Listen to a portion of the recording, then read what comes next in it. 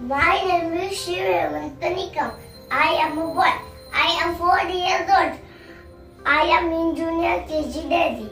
My poem name is तोता हूँ मैं तोता हूँ, तोता हूँ मैं तोता हूँ, तोता हूँ मैं तोता हूँ, हरे रंग का होता हूँ, हरे रंग का होता हूँ, चोंच मेरी लाल है, चोंच मेरी लाल है, सुंदर सुंदर चाल है, सुंदर सुंदर चाल है, बागों में जाता हूँ, बागों में जाता हूँ, मीठे फल खाता हूँ, मीठे फल खाता हूँ, देख देख मालिक को, देख देख मालिक को, नीचे पत्तों में छुप जाता हूँ, नीचे पत्तों में छुप जाता हूँ.